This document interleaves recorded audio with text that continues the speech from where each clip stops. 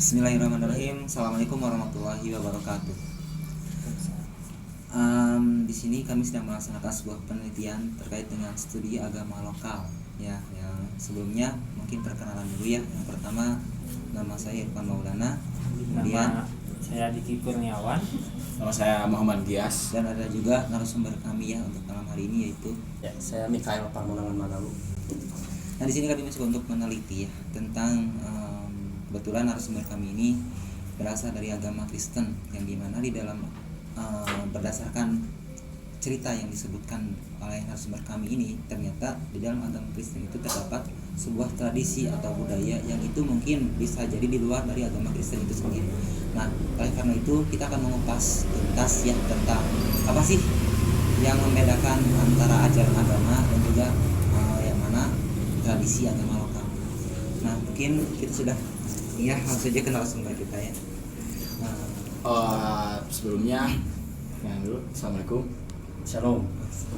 Dengan berarti ini Mika ini Michael atau Mika? Mikael. Terusnya Mikael, Pamunangan. Pamunangan Manalu. Untuk Manalu sendiri itu marga. Itu mana? Berarti asli dari Medan.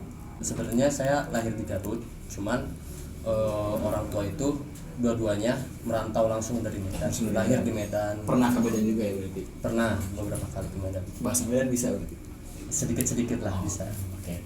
Jadi masih mengikuti dari tugas kita tadi ya. Kita tuh ditugaskan untuk meneliti pembeda antara mana yang budaya, mana budaya daerah atau itu, mana yang tradisi keagamaan.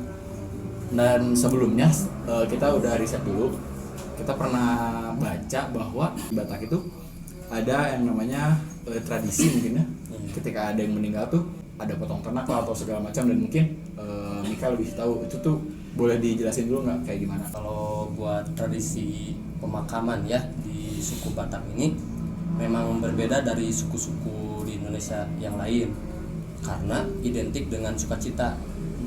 Kalau pemakaman di Batak itu, jadi nanti ada penghiburan, penyembelihan segala macam, bahkan sampai dibuatkan sebuah tugu untuk kemakmuran dari keluarganya, sampai dibuatkan tugu seperti itu.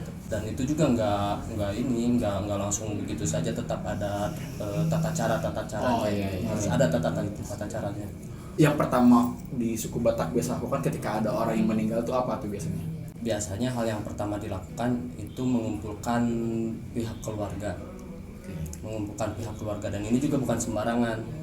Itu ada pihak boru, dari pihak boru itu dari pihak keluarga perempuan, dari pihak laki-laki, juga dari hula-hula. Hula-hula itu adalah sebenarnya masih keluarga dari pihak perempuan, cuman memang disebagaikan perwakilannya harus ada. Kalau misalkan tiga ini nggak ada, nggak bisa dimulai itu ritualnya. Gitu.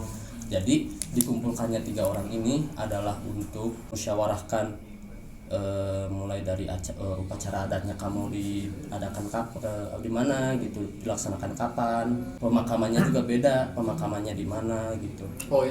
Maaf potong sebelumnya, mereka tuh berkepercayaan Kristen. Protestan. Ada perbedaan ya antara si pemakaman laki-laki dan juga perempuan?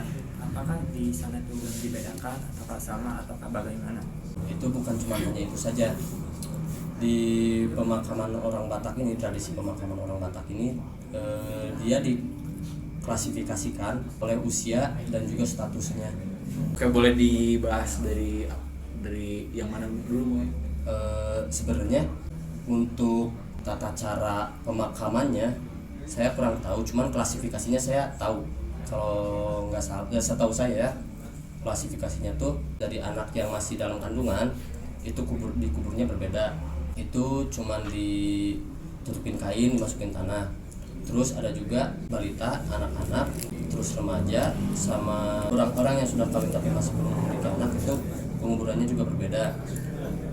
Terus ada juga yang terakhir ini orang yang meninggalnya udah punya anak-anaknya, udah sukses, udah nikah, udah punya cucu. Nah itu klasifikasi tertinggi lah. Oke. Status tertinggi betul.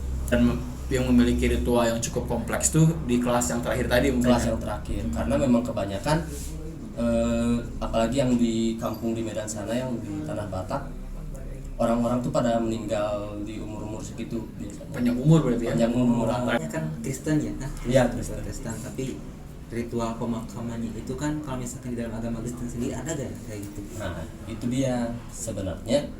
Kalau agama Kristen sendiri mengajarkan kalau misalkan ada orang yang meninggal itu lakukan pemberkatan juga diadakannya di gereja, dimasukkan ke dalam peti, terus langsung dikuburkan aja gitu.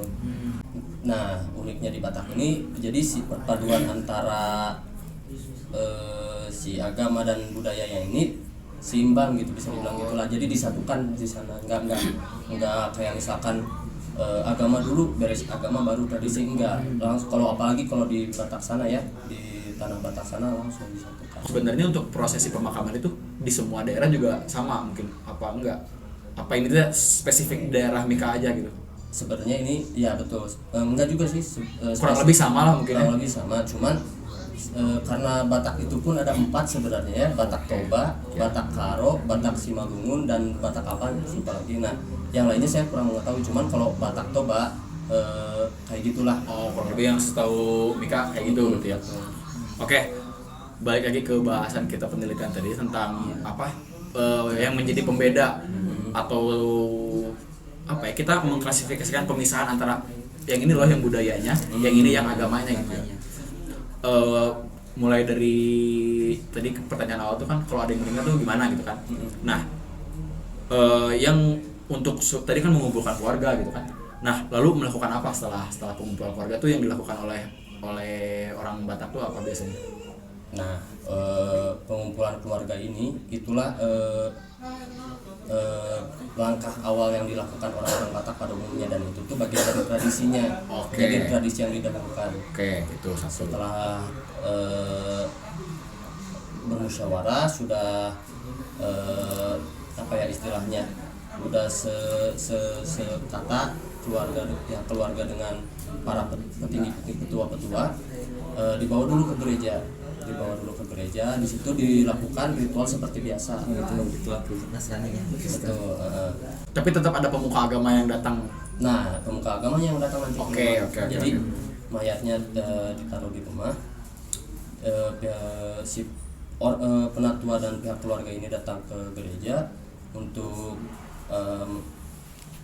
bermusyawarah lagi mungkin dengan pihak gereja bagaimana dilakukannya ibadah di sana, pemberkatan kepada keluarga. Setelah itu dari sana langsung dibawa pulang si pendeta itu, dibawa ke rumahnya, maksudnya dibawa ke rumah untuk melanjutkan ritual di rumah. Nah, beres ritual itu di dalam ritualnya ini yang masih bagian dari keagamaan mungkin ya, yaitu pengangkatan jenazah ke dalam peti. Oke. Ibadah, penghiburan, dan pemberkatan. Jadi nanti beres pemberkatan yang tadi ini dari pihak gereja, langsung disambung lagi sama adat penghiburan dari pihak keluarga, dari orang-orang di daerah sana gitu, para tetangga pada datang gitu. Jadi nanti orang-orang daerah sana berkumpul di rumah itu untuk tetap Martonggo Raja, namanya Martonggo Raja. Jadi itu tuh sambil mengobrolkan juga bertanyalah kepada orang-orang yang bisa dibilang paling lebih mengetahui gitu. Oke. Lebih mengetahui tentang adat istiadat ini Yang dituakan betul, bagaimana bagusnya ini gitu. Oke. Terus nanti si yang dituakannya ini juga nanya status matinya kayak gimana gitu. Bang dia sempat nanya marga gitu kan. Nah, itu juga nanti ditanyakan oleh si penatua ini. Oh, dia marganya ini. Oh, berarti yang harus dihadirkan dalam ritual ini adalah marga ini. Oh, jadi ada persyaratan yang hadir dalam Terus ada itu gitu.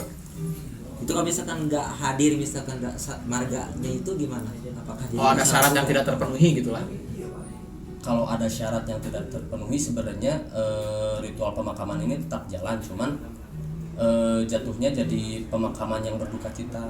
Oh, karena syarat-syaratnya tidak terpenuhi. Betul. Tapi ada gak misalkan mitos-mitos tertentu yang kalau misalkan gak terpenuhi itu kadang-kadang mah jadi masalah buat keluarganya atau Oke. gimana? Pernah gak? Kepercayaan masyarakat setempat.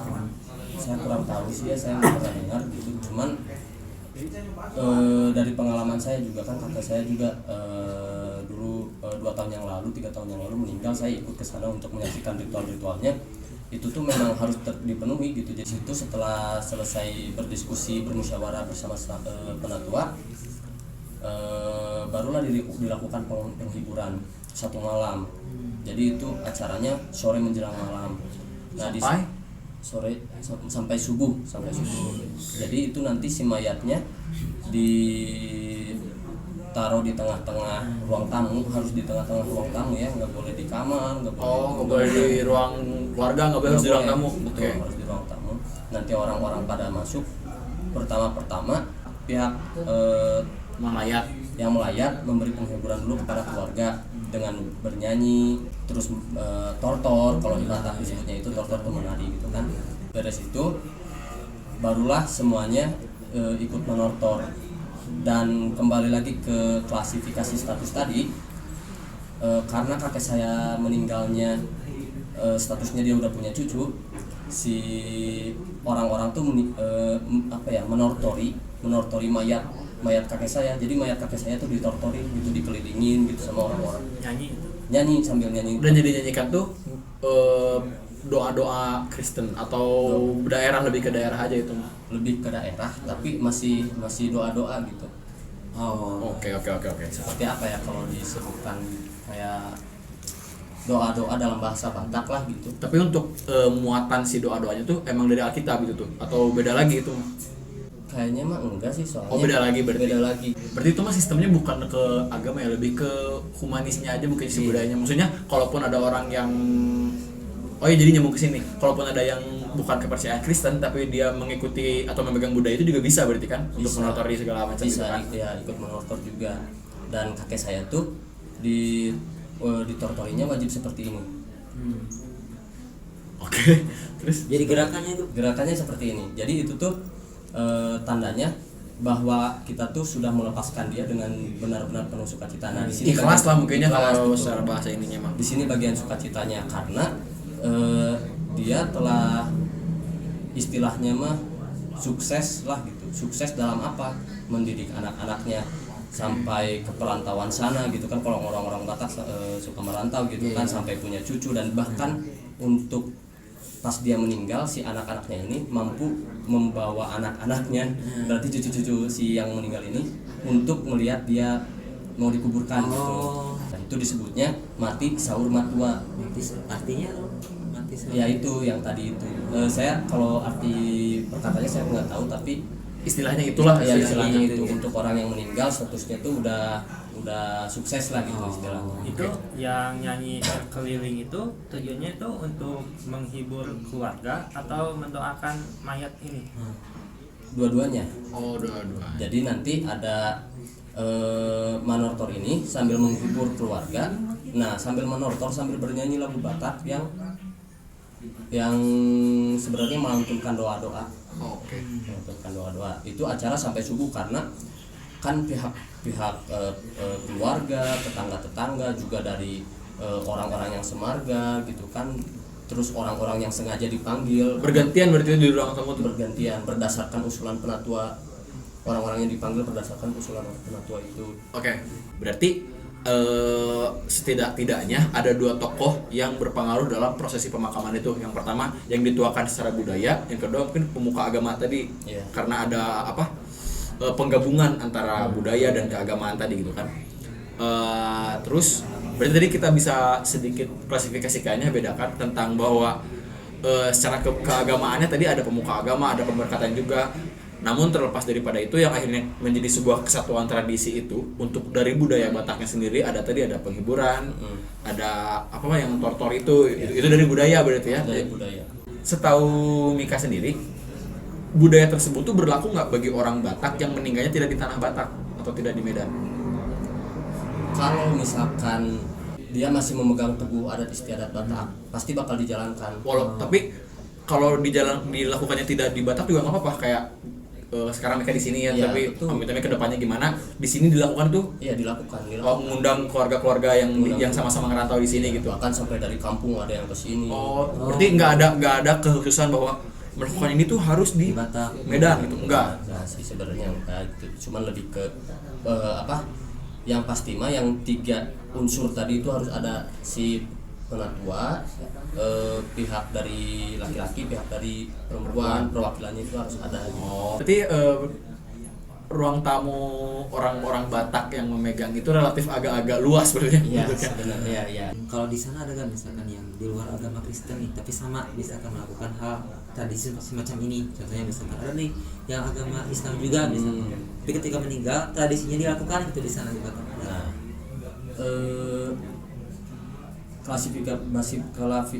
klasifikasi Batak ini juga gimana ya, kayak tadi Batak Toba contohnya. Batak Toba itu mayoritas Kristen, terus ada Batak Simalungun mayoritas Islam. Jadi tapi mereka tetap menjalankan adat setahu saya ya, cuman memang tata cara adatnya yang berbeda. Mungkin ada beberapa yang mungkin ini uniknya Pan, kayak kalau di Toba tadi kan mayoritasnya Kristen. Jadi ada penggabungan antara budaya Batak itu dengan Kristennya. Dan untuk Simalungun tadi mungkin ada juga, cuman secara Islam. Jadi tidak melepaskan syariat-syariat. Kalau di Islam kan ada pemandian jenazah, ada mungkin kalau di Kristennya pemberkatan kan juga ada kan, kayak takziah, doa kayak gitu. Cuman mungkin akan lebih unik lagi mungkinnya apa, mungkin ada penghiburan juga atau segala macam kan. Awal-awal itu kan mengumpulkan penatua, pihak dari perempuan dan pihak dari laki-laki. Setelah itu dibawa ke gereja, kembali lagi ke agama. Terus yang dari gereja itu dibawa ke rumah, Ke budaya lagi. Itu kan sampai subuh. Nah besoknya barulah dijalankan si ritual adat, ada istilahnya mengulosi. Jadi memberikan ulos kepada pihak keluarga, kepada orang yang meninggal. Dan itu tuh harus dari orang-orang yang memang memiliki ikatan saudara yang benar-benar saudara gitu sama dia gitu. Jadi besoknya si peti mati tadi, si mayat tadi bakal dibawa keluar untuk disaksikan sama orang-orang setempat gitu kan, sambil dijalankannya ritualnya ini ada dari penyembelihan, ada dari penyembelihan hewan, terus ada yang tadi mengulosi itu. Nah itu juga dipimpinnya bukan oleh pemuka agama, tapi oleh penatua itu. Oh, bahasanya penatua di sana. Sebenarnya bukan, bahasa Bataknya raja huta lah di situ. Oh, Jadi nanti si pihak keluarga bertanya gitu. Jadi jai raja nami gitu. Jadi bagian raja kami gitu. Sambil memohon, itu harus sambil memohon gitu. Karena istilahnya pihak keluarga kami ini mau dimakamkan, mohon untuk bimbingannya. maksudnya gimana ya? Mau dibagaimanain, harus dibagaimanain. Yang kedua, saudara laki-laki dari pihak perempuan itu harus dibawa, karena itu posisinya nanti jadi hula-hula bagi si laki-laki. Hula-hula itu bahasanya tuh hula-hula itu debatan atarida, Tuhan yang kelihatan. Jadi harus ada itu, harus ada si hula-hula itu kan. Terus pemuka agama itu harus ada. Berarti kalau misalkan dilihat tadi ya dari gambaran tradisi itu, benar gak kalau misalkan ternyata dari tradisi tersebut masih mengandung unsur-unsur animisme gitu kan, kepercayaan terhadap roh halus misalkan. Itu gak sih? Mau dihilangkan juga ada gimana ya, ada gitu kan. Ada. Tapi berarti aja. untuk tadi yang istilah yang Tuhan yang kelihatan tuh itu berarti terlepas dari kekristenan kan? Itu budaya maksudnya. Itu budaya. Kan? Berarti masih budaya akarnya dari sana juga gitu Iya, kan? betul. Dan mungkin disempurnakan dengan kepercayaan mereka yang sekarang untuk apa ya, peleburan itu ke hubungan itu. Karena kalau misalkan hula-hula nggak ada, itu tuh misalkan ya saudara laki-laki dari si pihak perempuannya udah meninggal, itu tuh harus dicari anak-anaknya. Untuk diundang. Sampai ketemu pokoknya. Sampai ketemu. Kalau misalkan anak-anaknya juga ya siapa nggak tahu lah gitu, udah meninggal juga, dicari Marga yang sama. nggak marga yang sama, tapi ya marga yang sama yang pasti, tapi masih sekeluarga sama itu. Jadi nggak cukup marganya doang, tetap harus ada ikatan darah yang langsung ke itunya. Harus dicari sampai, makanya kalau dibilang sampai tidak persyaratan itu tidak Terpenuhi. terpenuhi, nggak bakal jalan, nggak juga sih, jadi bakal dicari terus gitu. Oh, berarti kalau kita berkaca dari Islam mungkin ya, kan kalau di Islam dianjurkannya disegerakan gitu kan. Ya, disegerakan. Berarti kalau di Batak mah ada proses yang cukup panjang berarti sebelum akhirnya dikuburkan gitu. Tadi juga yang bermusyawarah tadi, yang berhikmah Raja itu juga ngobrolin itu gitu. Dan itu pun mungkin bukan waktu yang sebentar, mungkin Bukan untuk waktu yang sebentar. belum lagi untuk nyusulin keluarga yang hilang lainnya, mungkin yang jauh atau segala macam. Kalau mayatnya itu berarti diamanin nggak sebelumnya atau pas ketika kami menunggu misalkan dari kalangan keluarga untuk bermusyawarah tadi ya, kira-kira mayatnya itu teh diamanin dulu agar misalkan tetapan takutnya kan busuk kan Iya, atau gimana? iya. Atau gimana? Iya, diawetkan. Diawetkan. Oh, oke. Diawetkan, tapi disimpan di rumah, nggak dibawa kemana-mana, nggak dibawa ke gereja, enggak. Oh, Jadi pokoknya dibawa ke gereja pun setelah musyawarah selesai dan sudah diputuskan itu ini tuh mau gimana gitu kan. Kalau udah putus semua, udah syarat-syaratnya datang, baru dimulai dan diawali dari ke gereja itu segala macam, baru dan tadi setelah itu ada penyembelihan juga segala macam. Dan yang menarik nih buat orang tentang tadi yang Mika bahas bahwa dimasukkan ke tubuh. Dimasukkan ke tubuh. Nah itu tuh prosesinya gimana tuh kan kita mau sedikit menyinggung tentang bukan budaya sih, prosesi di Kristen sendiri untuk pemakaman kan setahu kita mungkin dari film atau apapun itu ya kayak di peti mungkin ada pemberkatan gitu kan di atasnya terus masuk. Nah kalau di Batak itu sendiri seperti apa untuk penguburannya? Penguburannya itu setelah selesai acara adat yang Tadi. itu, yaitu acaranya dipimpin oleh si hula-hula dan si penatua ini. Tapi pemuka agama tetap hadir di situ. Tetap hadir gitu, mengikuti. Cuman dipimpin dimulai dari apa ya? Mungkin istilah zaman sekarangnya mah MC ya. Oke. MC-nya tuh moderatornya iya sama itu. Nah, jadi setelah acara beres, acara sembelih, membagi-bagikan daging, terus saling nyuapin, ada juga adat harus saling nyuapin gitu kan. Dari si ula-ula ngasih ulos ke mayat dan ngasih ulos ke keluarga, bla bla bla, barulah si peti ini diangkut sambil jalan. Dan biasanya orang-orang Batak itu meninggalnya dimasukin ke dalam tugu. Tugu ini disebutnya simin. Nah, si simin ini biasanya dibangun di dekat rumah keluarga gitu. Jadi kalau di tanah Batak sana ya, yang saya lihat, jadi di depan rumah tuh ada simin. Maaf tadi si simen tadi atau tugu tadi itu bentuknya batu? Bukan, dibentuk seperti rumah kecil. Oh, oke. Ya, enggak juga karena di semen. Oh, tapi itu tepat di dalamnya tuh, ya itu tadi mungkin dari makam-makam keluarga di sana gitu. Iya, betul. Untuk satu simen simen apa simin? Simin. Untuk satu simin sendiri itu hanya untuk satu anggota keluarga atau bisa di sana semua?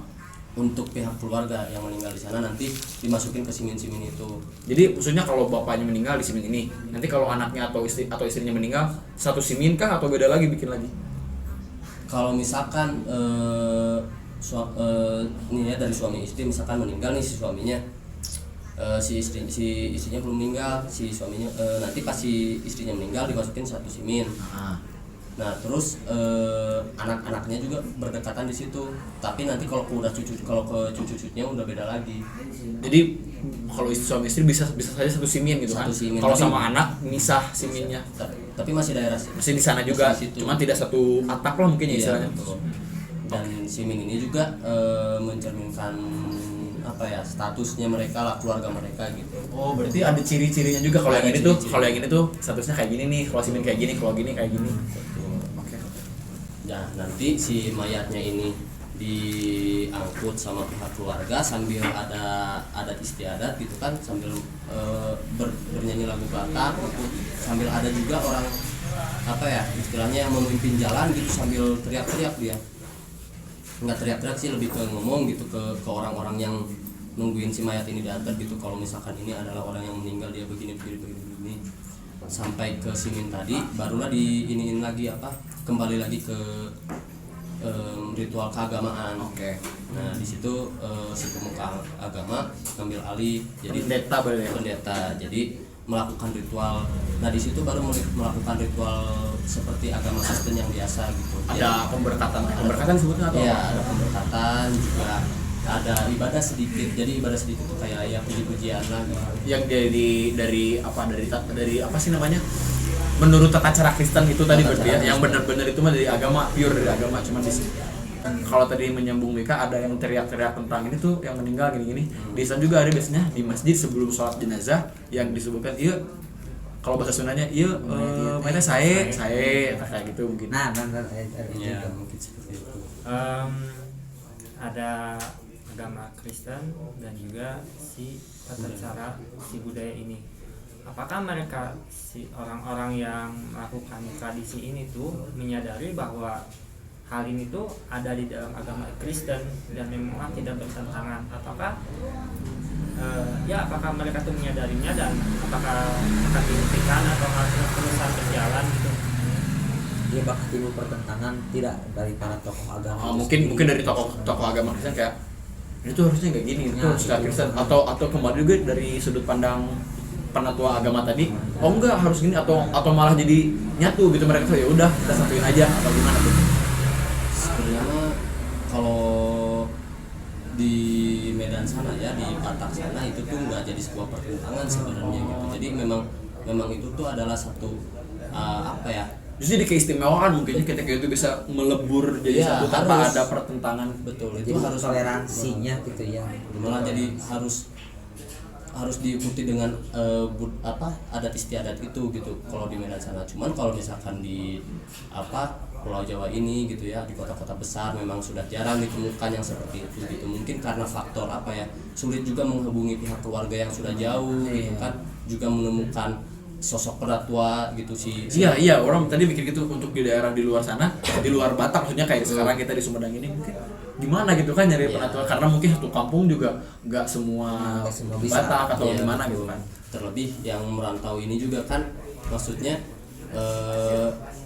pasti dia istilahnya kebawa oleh budaya yang Budaya lain. baru di sini mungkin. sini. Dan beruntungnya kita sekarang dapat mewawancarai Mika yang notabene orang tuanya masih asli sana dua-duanya gitu kan. Walaupun Mika sendiri adalah seorang Batak yang lahir di Garut tadi kan. Batak yang lahir di Garut. Lahir di Sunda.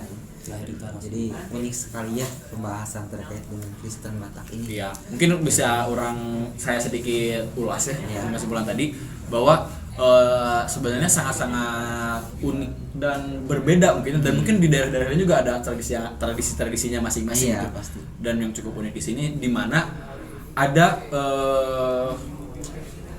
sebuah peleburan atau pencampuran dua hal yang berbeda antara agama dan budaya, namun bisa berjalan beriringan dan secara harmonis tadi. Ketika tidak ada pertentangan antara pemuka agama dan penatua budaya itu tadi. Dan saya juga baru tahu bahwa ternyata untuk mengikuti sesuai budaya di Batak sendiri, pemakaman tuh prosesnya cukup panjang. Dan ini tuh kalau kita bandingkan dengan di Sunda jangan terjujur dan sangat jauh berbeda gitu. Iya. Dan mungkin ini tuh udah dari dulu juga kan, udah benar-benar dari dulu dan masih dipegang sampai sekarang Sampai gitu. sekarang. Khususnya yang udah pasti yang tinggal di Medan sana udah pasti seperti itu kan. Dan luar biasanya ketika mereka sudah merantau pun, apabila akses dan mungkin secara lain-lainnya bisa terpenuhi, mereka juga akan melakukan hal yang sama kan untuk pemakamannya. Adapun untuk beberapa halangan kendala tadi seperti yang mereka bilang, susah mencari akses tentang penatuannya, kalau ada perempuannya itu di luar itu. Tapi selama itu bisa dipenuhi, saya rasa mereka juga akan tetap melakukan itu. Jadi bentuk solidaritas. Di Diki sendiri ada nggak misalkan Ulasan rangkuman dari tadi atau tanggapan dari kebudayaan tadi yang kita jelaskan. Ada sih mengenai si cara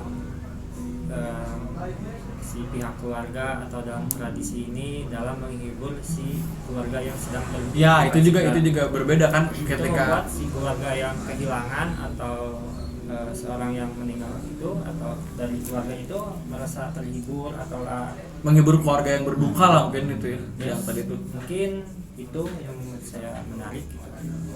Jadi gitu ya, kita sudah mewawancari narasumber dan banyak sekali hal yang bisa kita dapatkan bahwa ternyata antara ajaran agama dan juga tradisi di dalam suku masyarakat itu mengandung sebuah variatif ya, yang dimana tata cara seperti yang tadi disebutkan ya, bagaimana tata cara pemakaman dari Batak sendiri itu ternyata ada perpaduan antara ajaran agama dan juga budaya. Ini menjadi hal yang penting bahwa ternyata ketika kita mempelajari ya sesuai dengan studi agama lokal dari suatu masyarakat, kita akan tahu bahwa ternyata banyak sekali ajaran agama yang itu bisa hidup beriringan dengan tradisi masyarakat yang ada di dalamnya. Oke, mungkin itu saja ya yang bisa kita ceritakan terkait dengan wawancara kita bersama narasumber. Pertama saya ucapkan terima kasih ya kepada Mika ya telah bersedia untuk diwawancarai ya. Mudah-mudahan apa yang kita sampaikan ini bisa bermanfaat bagi teman-teman yang belum tahu dan juga bisa menjadi edukasi ya untuk kita semua. Mungkin itu saja yang bisa disampaikan. Terima kasih. Assalamualaikum warahmatullahi wabarakatuh.